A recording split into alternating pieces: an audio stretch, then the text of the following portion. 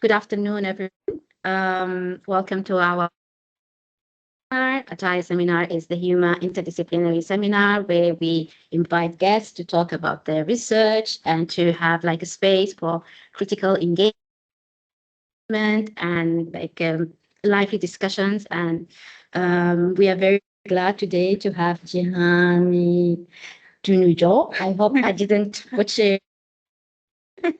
Okay. She's a postdoctoral fellow at the School of Literature, the School of Languages and Literature here. And her postdoctoral research is about claiming some sort of narratives, which is the oral narratives that are taken and transcribed by the missionaries and also by the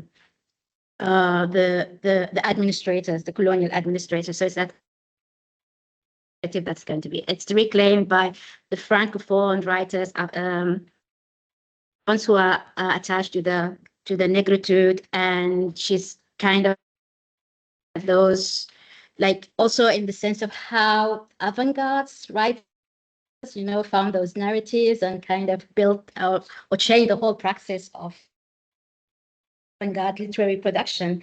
And so we are very happy to have you, and looking forward to your presentation, and the floor is yours.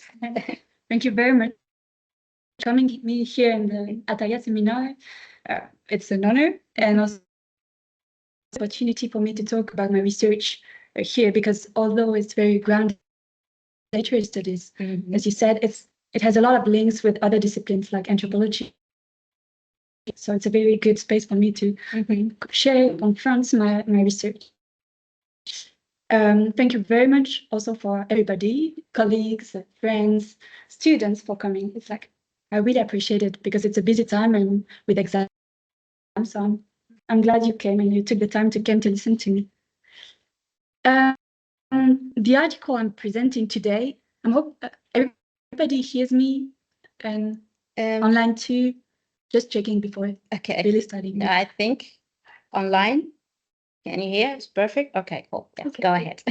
Thank you. So the article I'm presenting today, which is still on review, is about the collection of oral literature by the Swiss mission at the turn of 20th century.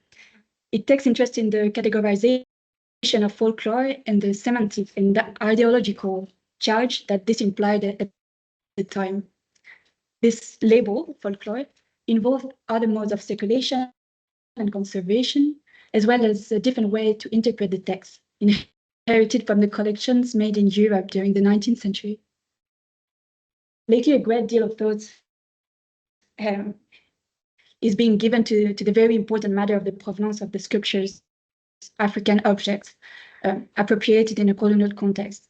And in this research, I tried to highlight how literature has been also involved in this movement, because colonization involved the appropriation of intangible goods as well, and practices such as recordings of music and of oral literature.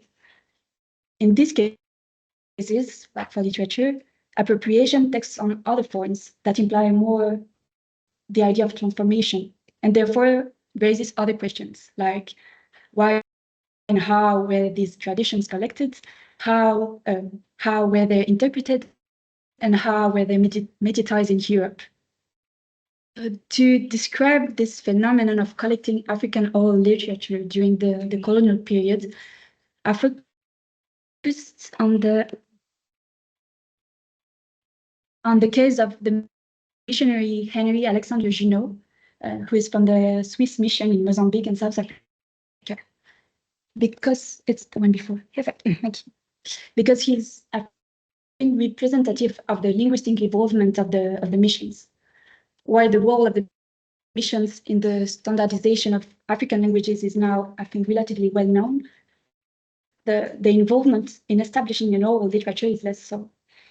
Yet the publications have contributed to the recognition and appropriation of an African literature in Europe. The collections published by Junot are also significant in this respect because they were widely distributed at the time. But his case is not unique. There were many to collect oral literature at the time. because it was used for language learning. There were like bilingual editions that were used to have to present a richer vocabulary and to present like more complex grammar. The ultimate goal was, of course, to translate the Bible and to be able to convert. But oral literature was also useful, according to Junot, to better understand the culture, insofar as it was seen as the expression of the mentality. This primitive literature, he writes, is extracted from the depth of the popular soul. So the quotes I'm using are from two of his major books concerning the folklore, which I translated the titles. And there are, so all the folklore he collected is collected from his stay in South Africa and Mozambique, and is in a dialect of Songa, which is ronga. So in the preface of the first book, Junot also described this literature as folklore, as do many other missionaries and ethnographers at the time. And I think the term is significant because it places the production within the field of folklore studies. And it's according to their model that he undertakes its transcription and interpretation. This means that African oral literature was not, or not only, indexed in the category of exotic arts by these collectors. It was also considered as popular art. And this designation matters. By referring to oral literature as folklore, Junot places it within a specific semantical context and attributes meaning to it. Because transcription and then translation is not simply a matter of moving from oral to written and from ronga to French. These processes imply transformations. It's difficult to measure the changes that occurred during these transfers, as we have little information about the condition under which these collections were made. Junot is careful to mention his sources, like he mentions the name of the people who told him the stories, like Jehanne, Sophia May Domingo, Spoon, and so on, and claims to write under their supervision. But that's pretty much all. We don't know how he did it. If he knew enough of the language to translate by himself, or did he need a translator? Did he write by memory, or did he write in the moment of the performance? And that all these different parameters are very important to know how the form is affected by this transcription.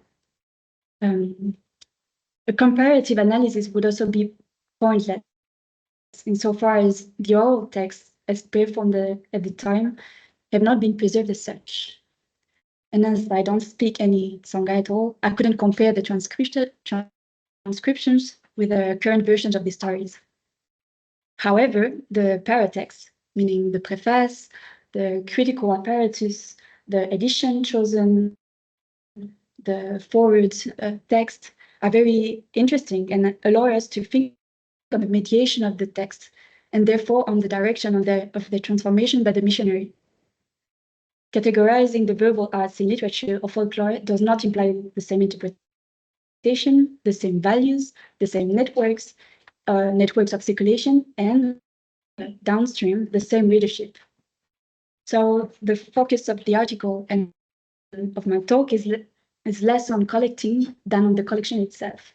In this case, Junot's collection. In 1985, in his essay on collecting art and culture, James Clifford stressed the importance of thinking critically about art and culture collections, showing that the value of objects is not inherent, but relative to the context in which they are stored and exhibited. Clifford discusses the case of primitivism, that is, the discovery of the art nègre at the beginning of the 20th century in France.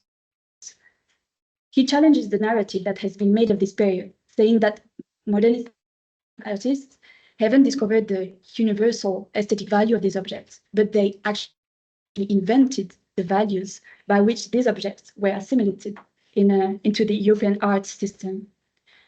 And then it's important to understand the nature of this invention. Clifford proposes this diagram to describe this system, this art culture system. And this diagram is based on two oppositions. The intersection of these two axes gives rise to four semantical zones, and two interest me here today. So the first one, the zone of authentic masterpieces, that is of art, singularity, originality, whose objects are exhibited in the art museums.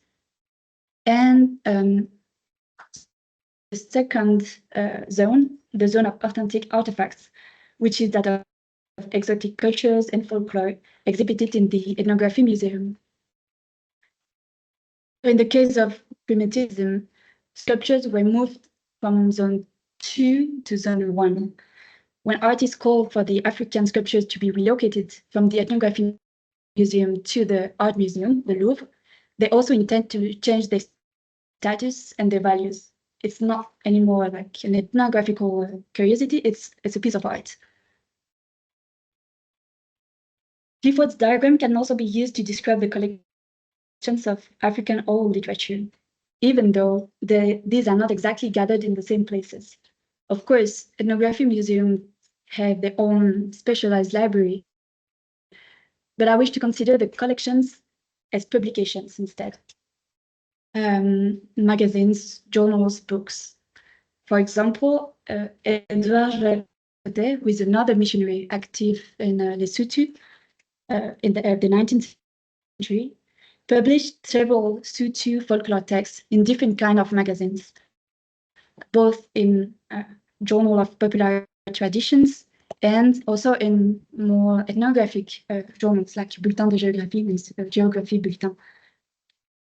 And Junot addressed his book to scholars, ethnographers, and folklorists. So this plurality of networks, folkloristic and ethnological, seems to characterize the mediation of African oral literature at the end of the 19th century in Europe.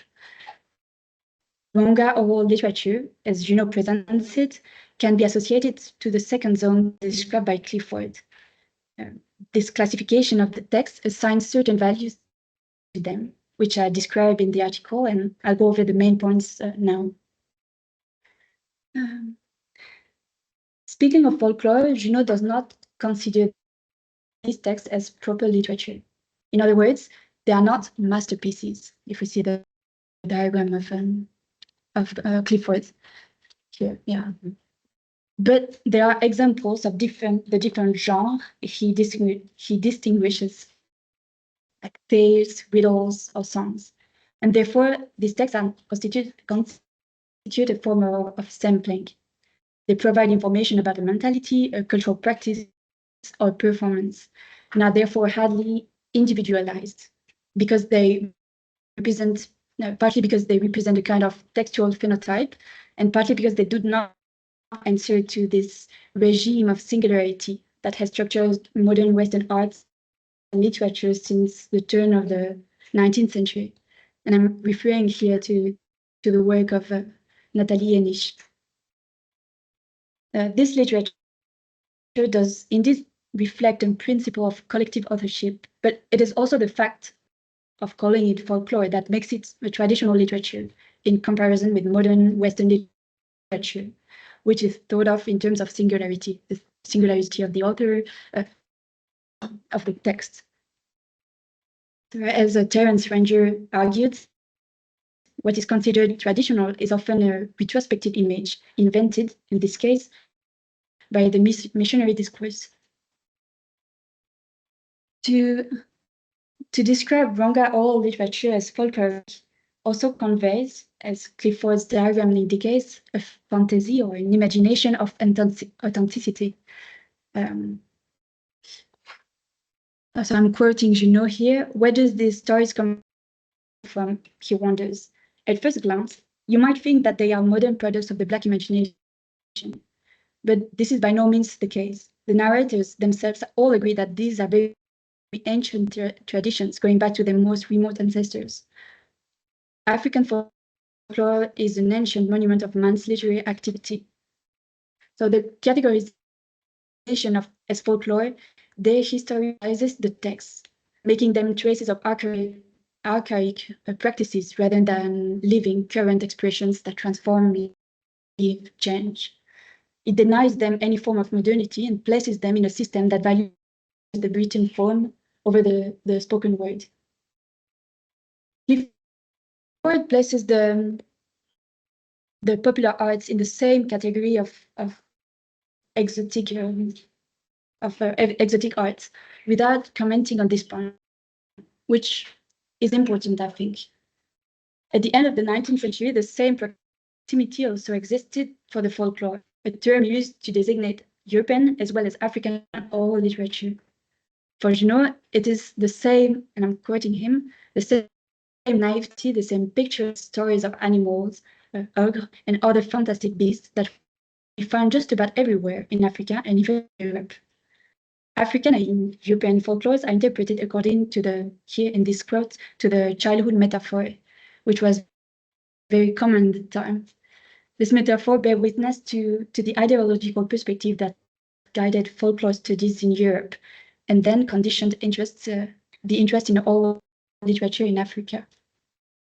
Actually, it's one of my arguments that Junot's approach and more broadly the interest in African folklore stems from collections made in Europe during the 19th century. In many European countries, folk tales and popular songs arose a strong interest then in the 19th century for folklorists and also for politics. According to the historian Anne-Marie Thiesse, these collections were used to build or at least reinforce the national identities in Europe based on the Ocean epic or the Grimm brothers fairy tales. European nations have collected and, if necessary, invented their own folklore, in which the soul of the nation was supposedly embodied. So folklore was seen as the expression of the people, as Thiesse explains, and I'm quoting her.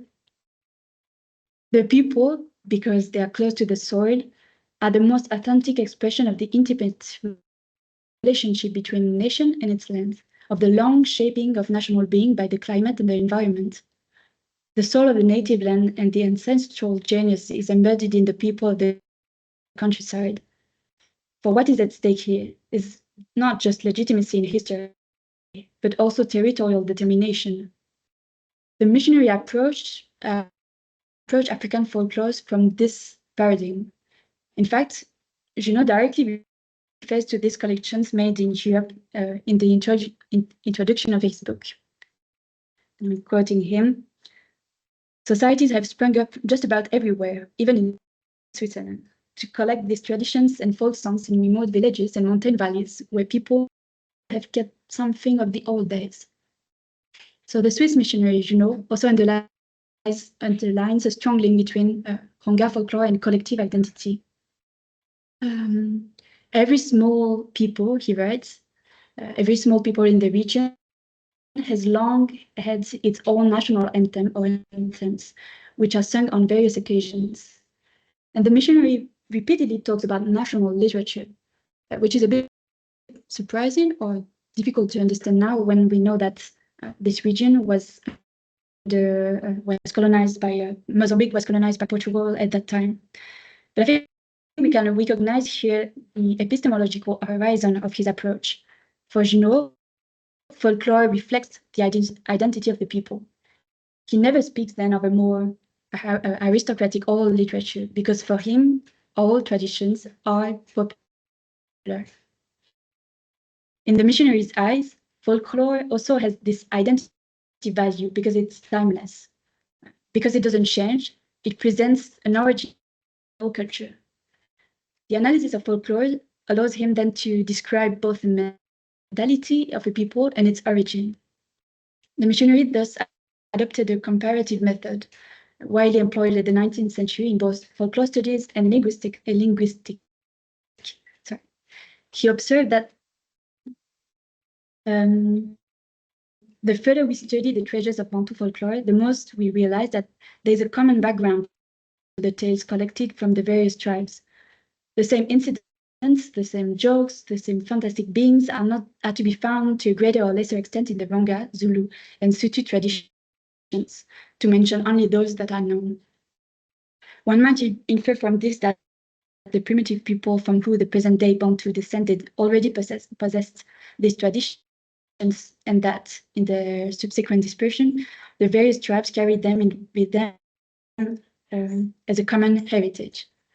And I think this last word is important, common heritage.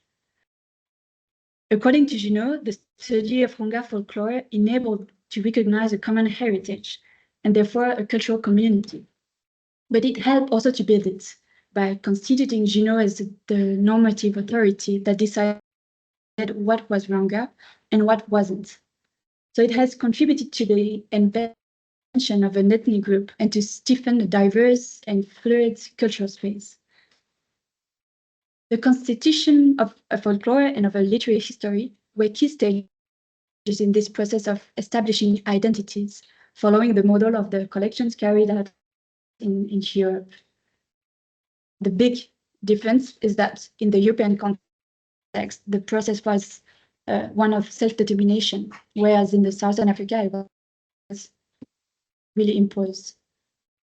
By transcribing African languages and folklore, missionaries like Junot took part in shaping cultural identities.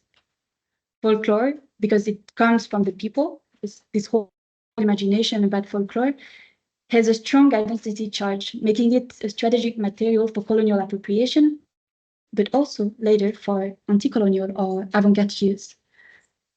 However, we must be wary of attributing a political strategy to the missionaries. I think they reproduce in a way what they had experienced in Europe without the explicit intention of creating tribes. The fact remains that their linguistic and folkloric approach had a profound impact on cultural spaces. It was through this type of collection compiled by missionaries that an initial African literary expression was introduced and spread in Europe at the turn of the 20th century, before African authors began to publish themselves in the 20s. Junot's works were a great success, both with scholars and writers, and they were used, for example, by avant-garde writers such as Blaise Cendrars or Tristan Tzara, who was part of the Dada movement. But his collections were used also by writers from the negritude, such as Léon Gontran Damas, and are therefore significant of the way in which this oral literature was mediatized and read in Europe. And I'm very much interested in this reception of these works.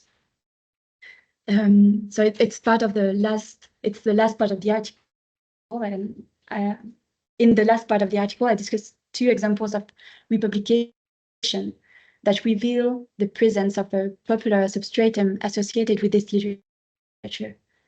The first one is from Blaise Cendrars, who is a Swiss avant-garde poet, who published in 1921 a collection of African tales that included several texts collected by Junot. At the time, the book was significant because it was the first time that such a collection was due to a writer and not an ethnologist. The text, although taken from ethnological works, were republished without a scientific paratext and in a literary edition, which is less given. Cendrars thus operated a similar displacement from zone 2 to zone 1 in the Clifford diagram, that is from traditional arts to literature. But he was interested in this literature not only as an exotic expression, but also as a popular form. In a conference he gave just after this publication, he explained that he was interested by this literature because it's not for an elite, but for everyone in the whole country. I'm quoting him. So this literature is made for the people. So again, this idea of a popular literature. I don't have time here to elaborate further on this anthology, but I do in the article. And I'd like to just talk about the second example, which is from Léon Gontran Damas, published a few years later. It's also a small collections of folk songs of texts, and some are also from Junot's works. So Damas was Guyanese and was a member of the Negritude movement, a literary and political movement created between the wars, bringing together Black French-speaking writers such as Aimé Césaire, Léopold Sédar Senghor, or the sisters Nardal. Like Sandra, Damas stripped the text from of any commentary and published the collection with a poetry publisher, Guy Lewis Malo. But his approach is more political in a way. To publish African folklore was a way of asserting a Black culture and claiming the right for self-determination. Combining songs from different regions, the collection creates a community that go over national borders and draws a common heritage described as Negro in the title. So the Negro poems are about the people, he stated in the preface. I'm reading the quote. Any circumstance in life, any event that attracts the public's attention is the occasion for a poem that will never differ from colloquial language. The African, who is born poet and is quick to improvise a song, does not compose for the scholars. He composes to be heard by the people. So oral poetry is part of everyday life of a community and is addressed to it in the preface, but also in the choice of the text and the way to present them. Damas emphasized these popular dimensions of this text, drawing on the identity value attributed to folklore. In republishing ronga texts, Sandra and Damas both invoked the idea of a popular literature. In a sense, they inherited from the model of folklore studies, but they did not use the notion of popular in the same way. For the former, popular was opposed to an elitist literature, while for the latter, it concealed the collective and Pan-African literature poetics. The use of the same material revealed both the different social and historical situations and the identity affirming nature of this body of text, which enabled them both to assert their conception of literature and their position in the field. They also bear witness to the importance of missionaries' act of transcription and translation, which undoubtedly helped to lay the foundations of what the critic Anthony Mongeon has called the modèle nègre, a literary Black essentialism that conditioned the field of African francophone literature. Taking an interest in the invention of African folklore and the reuse of this corpus, which was collected in a colonial context, reveals in a different way the issues involved in the constitution of a francophone African literary field, as well as shed light on the tacit values on which it was built, and to some extent continues to function.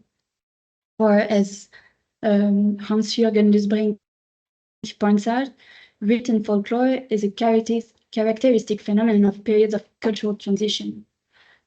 The role of missionaries in this invention deserves, I think, to be investigated further, insofar as they contributed to the introduction of the first written African literature into Europe, and thus to the development of that exclusive pact between nation, and language, and literature, denounced again in 2007 in the Manifeste pour une littérature monde en français. I'm stopping here, and I thank you for your listening, your attention, and the questions you'll have. Thank you. Thank you very much, Jehanne, for the very interesting talk. So I'm going to open the floor for questions, remarks, something was not clear, you know. And okay. I was about to say if people want to, digest it, but look, please. Yes. Yeah, thank you, Jehanne. Two questions, if I may.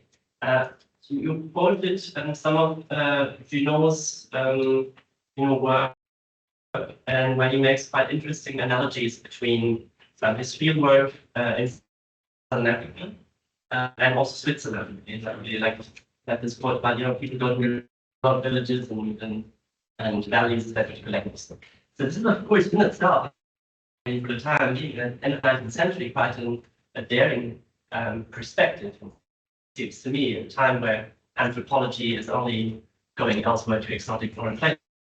And he brings this approach the way forward in this context, like you rightly said, of building national literatures and the romantic features of connecting these things, the Grimm brothers and all these things. So does he go as far as really making this almost a universalist claim? And this idea of also doing anthropology at home, not only in exotic places, and hence bringing this really to a universalist claim. Folklore is a universal thing, not just these tribes far away. This is my first question. And the second question would be, if you ended more or less by giving the example of Damas. And could one say that the problematic aspects of Junot's work, which are in a way inherent? I mean, we are speaking about the colonial context, we're speaking about the missionary context. So from a preventist perspective today, if one wants to find problematic things in there, it's undeniable one can, because of the superstructure. So those problematic or potentially problematic aspects, are they in a way redeemed by an appropriation like ones of Damas? Damas being a champion of negritude, being a champion of black right himself, champion of black identity in the 50s, 40s, 50s, and beyond. So his use of Junot's material doesn't in a way, redeem the sins that one puts in a bit more way of his Swiss missionary business. No, we collect yes. So I didn't. You didn't take. Okay. I mean, you can respond, and then we can do the collection if you didn't take notes. I wasn't prepared to. Yeah, exactly. Yes, you can respond. It's all about collection now. Okay. Okay, you can. No, because I have a lot of things to say, and I thank you for these two questions. I think he definitely about the first one, definitely goes so far as claiming a universal idea of a folklore, and that's the whole thing. I mean, also about this these journals they're publishing, like the folklore journals. It reunites different folklore from all over the world, according to this really evolutionary.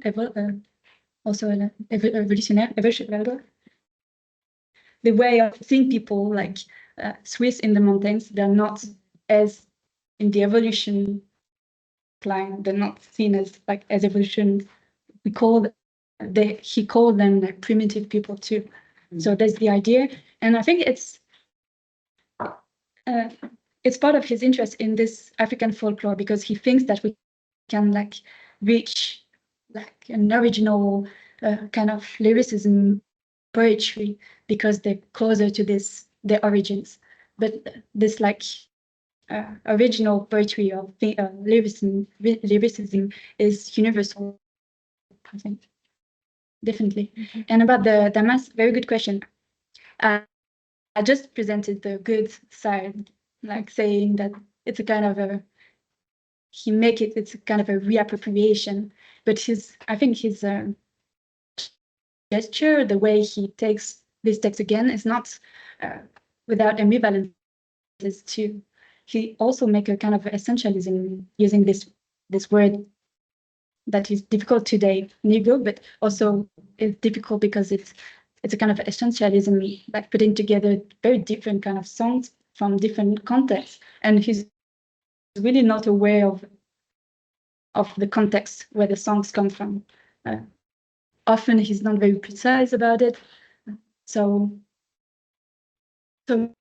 yeah, and it's a whole thing about negritude. They were really interested into ethnology, and for now it's a bit tricky to understand that. I think it's really part of the intellectual context at that time, and all the folklore and these oral traditions were collected in these ethnologists or missionary context. So it had to come to. I'm thinking also to Senghor, who is like a big reader of ethnologist works. But I think we have to understand Damas' gesture, démarche, like a strategic essentialism too. Alison?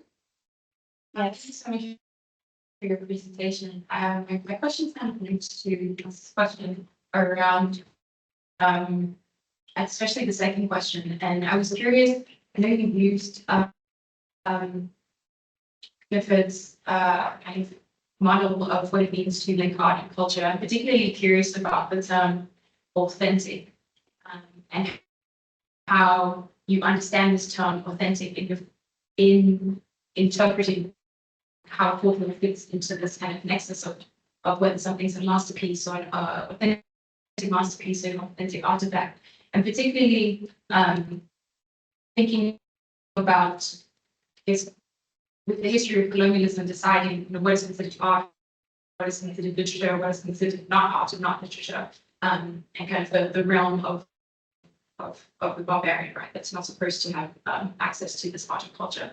And I'm curious, as we're using this framework and trying to understand nuances of authenticity today, how that, I guess, how this term is either like expanded or how did you utilize it and how you utilize it in the world?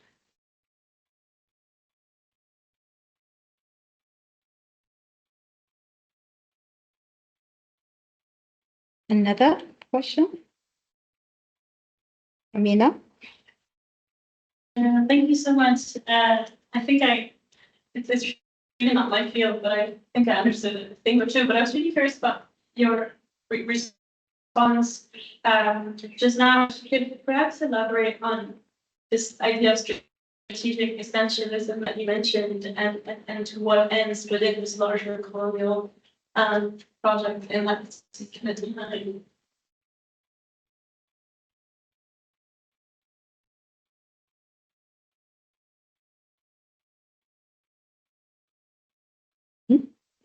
Yes, you can respond to those two for now. Thank you for your two questions, and I'm very glad that there are questions, even though it's not your field of expertise. I'm not sure I'm going to be able to answer in a very satisfactory way, but try. About authentic and the way I'm using this diagram, I think so a lot of work has been done on primitivism and the way these sculptures were interpreted as art, and then before ethnographic, and then even art. And it's always a dialogue between ethnology and art. And I think even so, I'm talking about folklore in the way also it was like this idea of popular. I think it also shaped the idea of popular, also shaped the reception of sculptures and all. And about I'm using authentic. So I'm not by using this word, I'm not trying to describe the folklore itself. It's just the way, more like part of the vocabulary of the missionaries and how the way they saw these kind of traditions, and it's very important to historicize these words, and there's all this imagination that these cultures were untouched by civilization, and that's why they use this word authentic, which is also linked to this imagination of primitivity, the way it's linked to the origins. And I think it's very, this notion of this idea really shaped also the corpus they made. They were not really interested in some texts or traditions where like the presence of the white colonizers appeared. They chose some that were like timeless, universal in a way. And it's maybe also and it differs because, so I presented some examples of reuse of this text, but there are many others, I think, and we can see a difference between, for example, Damas, also who choose songs where there's almost no whites and it's like timeless. And for example, Sadji, who's Senegalese writers who studied, who wrote almost in the same period, and he publishes some songs, African songs, saying that they're popular. But the whole point is to link the songs to a context. And for example, it gives an example of songs performed when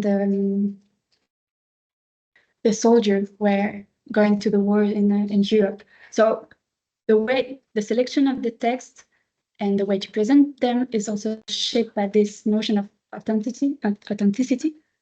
So I'm using it in this way. I'm not sure if I answered your question. Yeah.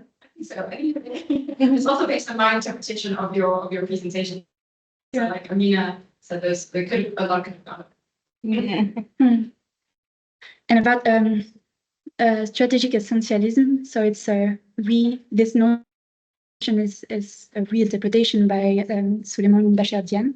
And he uses this notion, and I'm afraid to be imprecise here, but this whole idea about, there's a kind of essentialism with negative, they like want to describe or affirm a Negro identity. So it's very generalization and essentialism, but it's in order to oppose the colonial discourse and very denigrant discourse. So it's a bit like, yes, they do, but in a good way. Okay. Please, yeah. You know the book speak on areas of practice. It's it critiques kind of European anthropological counts and says that even fiction by African writers is much more accurate of African life than European accounts. So I'm wondering what you think about that, and how what is the relevance of this today in this context, given the background of colonial knowledge taken from around the world to Europe. How do we look at it with like a decolonial lens today? How do we critique it? With all the kind of post-colonial theory that is available. So, how do you place it in that context? Thank you. Yes, you can. Oh, you have another question here.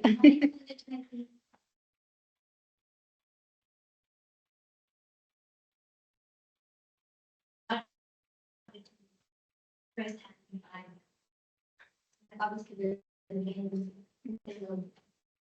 also the language and everything. So how do we trust the ability of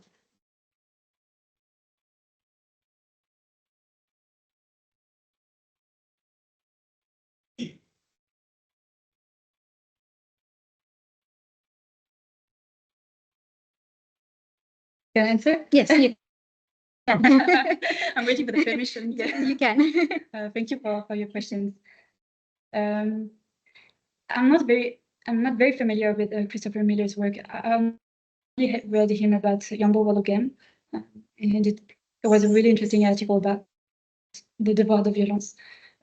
So I'm a bit embarrassed to really position on this and on the question of the fact that African are more accurate about talking about their own cultures. It's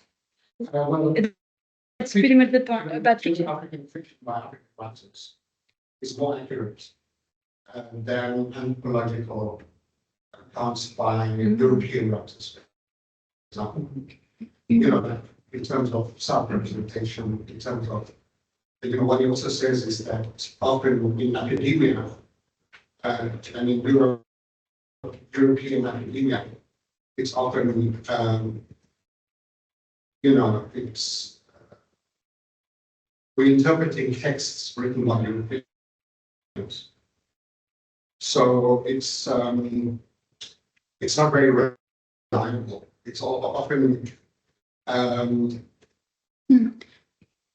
Yeah, it depends. It's not very reliable on what, and maybe that's how these two questions are linked.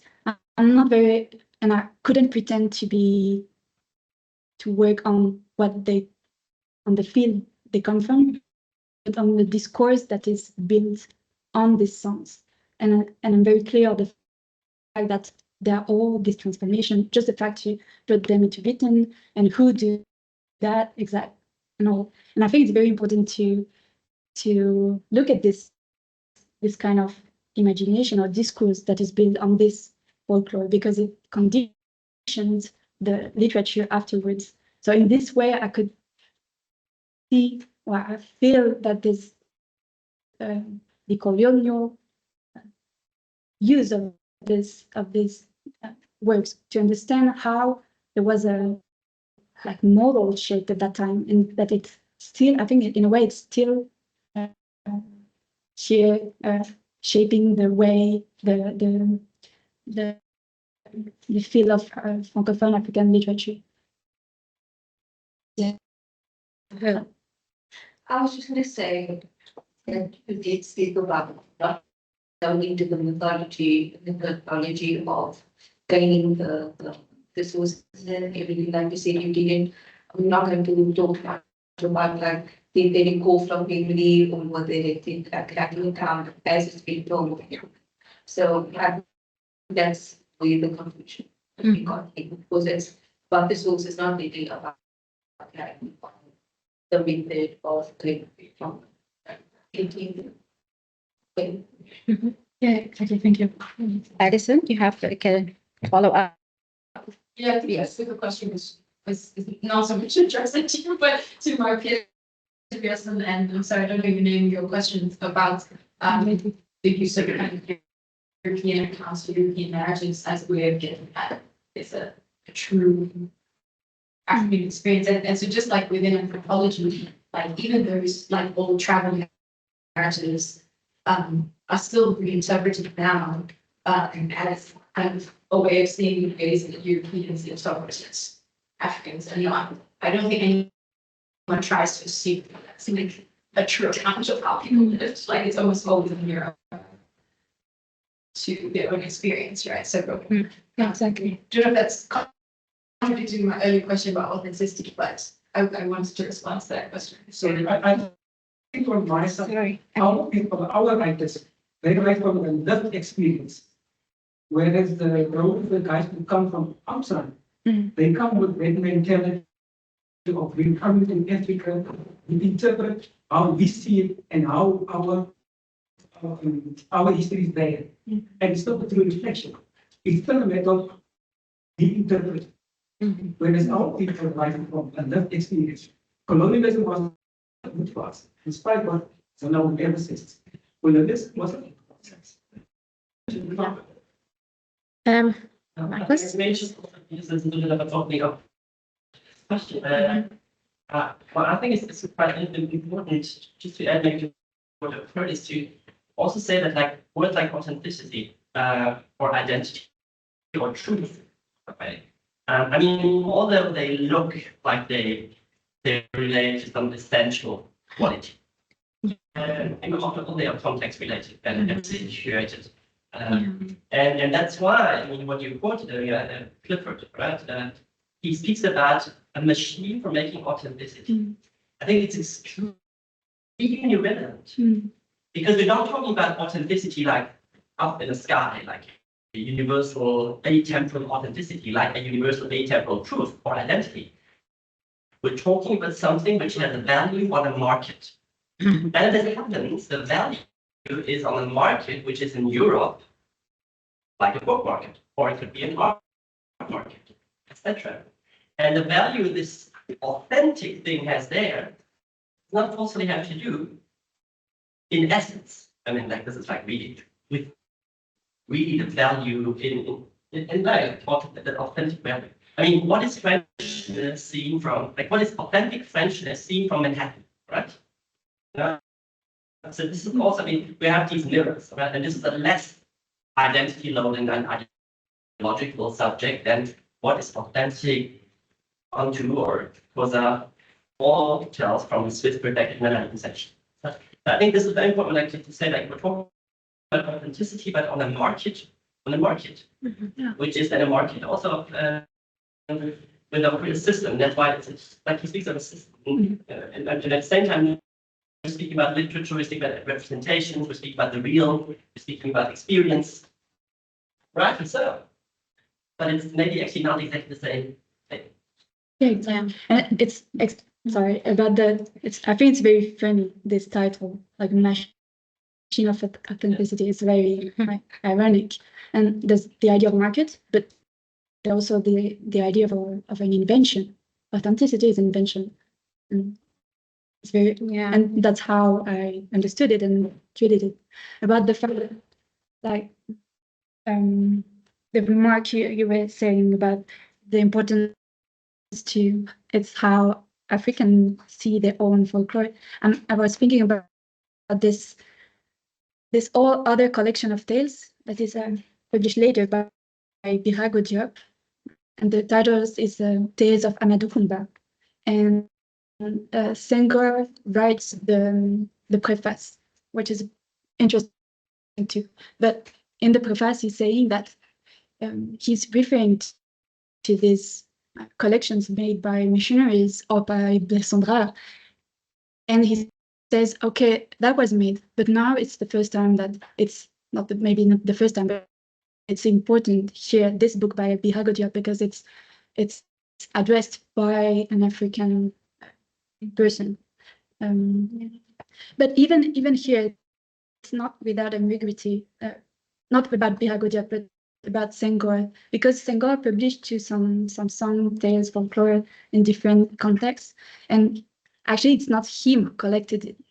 So and it's coming from different parts of Africa. So what is the experience here of these songs?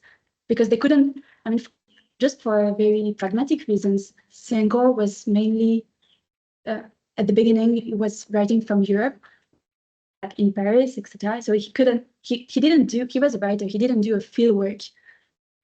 So it's also this, I think. But sorry, I saw that you were ready to. Your hands finger up. Yes. Response to your sorry, taking all the time away from you.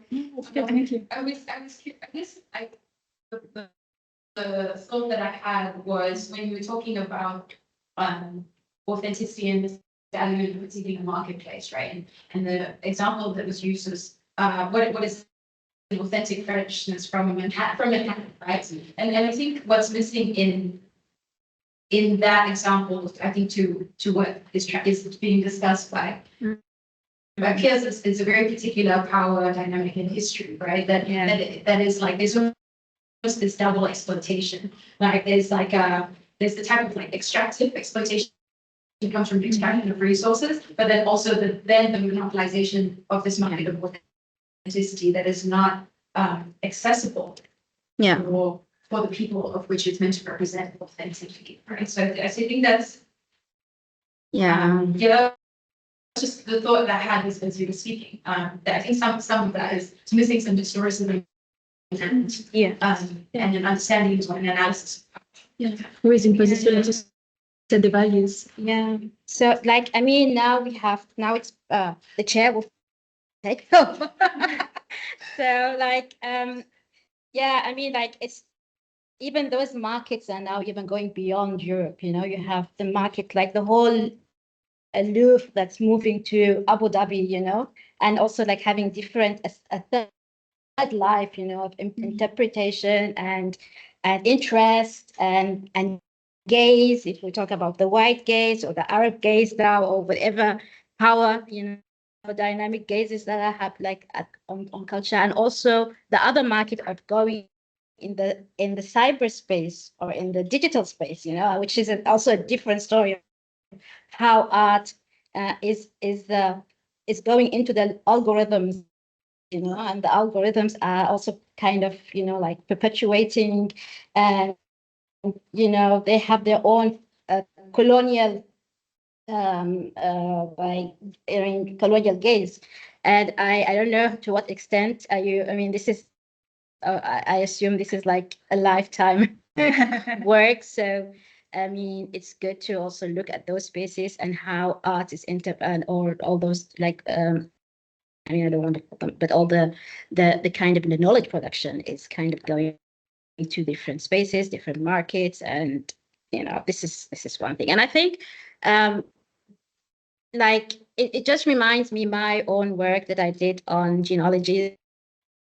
I was interested to see how genealogies are not just experienced by European anthropologists or historians, or you know, writing the genealogy of for example the Arabs. They call the Arabs in Sudan, and they kind of, you know, constructed that Arab identity that's till today becoming like a problem, because the intellectuals, the national intellectuals who went to Europe and studied in Europe and read those books came back with that with those narratives and used those narratives actually to reconstruct an Arab identity that at some point didn't exist in history. I mean, if they follow the history, but it's built and it's constructed in the narratives of the missionaries, the narratives of the colonial officers. I mean, the book of the Arabs of Sudan was written by MacMichael,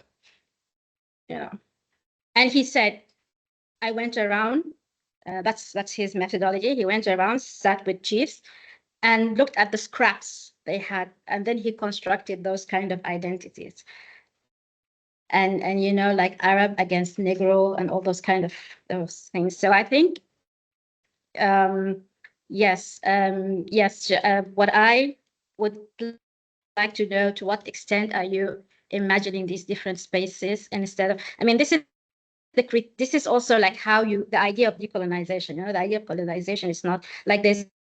I mean, this provincialization of Europe, but there's also another power dynamics that are playing into, you know, producing and reproducing the knowledge, and also the gaze and all those kind of aspects. So, Wow, thank you. Put me in different spaces. yeah. But so I'm thinking and speaking at the same time. But but my work it's put together different periods at different times by this link of these texts who travel, and that takes different meaning, different lives. You were speaking about lives, and I think it's very true. And so I won't be able to go on all the markets, but what I think interesting too is to see some contemporary writers like Veronique Tadjo, for example, who worked in South Africa, and she's using, for example, this old text again, and using them in a different way to tell different stories, even to refer to this to the precedent uses of this text. So this travel, it's still changing. I'm sorry, I'm not very structured in my answer because I'm about different things. Yeah. You were speaking also about like more numerical space, Yes. and I think Yes. this is very interesting too. It's not the algorithm that makes the market. Yeah. But I mean, we were conscious about it when yeah. we were speaking about it. Yeah. But I think it's very interesting too, because all so I'm looking at text circulation, but at that time there was really something material about it, and it wasn't accessible to everybody everywhere. And that's why it's often in Europe, in the libraries, and where writers could access it. And now the circulation is different. It's more accessible everywhere. But I think, and I haven't done it, but I think it is important and to make it accessible, but to think also about how it could be accessible to who, and not some texts are maybe very private in a way. So, and about the last element I was thinking of is all you said about narratives, and these narratives that have been reused as such, and that's all the complexity of it too. So I visited the Morija archives in Lesotho to look about this folklore, and the woman working in the archives, she said that these books, these folk tales books made by these missionaries, she had them at school. Yeah. So it's still, and it's complex because it's built and it's invented by missionaries, but it becomes like a reference. Yes. Identity. Exactly. And what is before? Because as a how can we access the before the missionary intervention? Yeah. I don't know.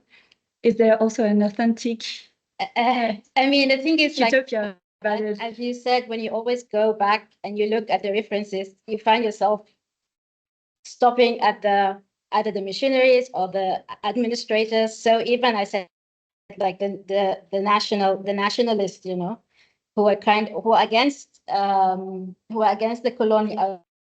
against colonialism, they still bring those narratives to construct up the stories. So it is interesting to see what was before there, like how did even people care about constructing these stories, or these what did it mean for them, and how far could you actually trace this? So I mean, it's a question of decolonization.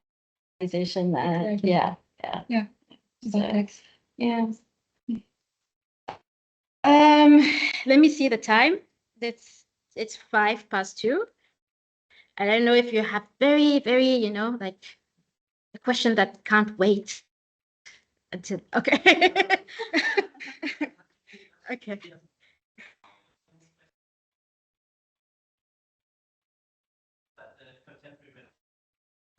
Yeah. Of this, your last slide, the last point you mentioned, literature monotone. I'm not sure if you actually developed on that. Is there a way of, because you put it on the slide, just somehow linking what you presented, this and the relevance, or one of the relevance of this post-colonial or colonial. Yeah, so I don't develop on this, but I think it's so the manifesto for Literature Monde is a manifesto claiming that literature is not stopping to see literature as the French literature, and to see always this link between literature and nation, and they claim world literature in a way. So it was a way to link this reflection about folklore that was being linked to an identity and national identity, to a more actual thinking about this, and how even literature is often linked to the national context. Very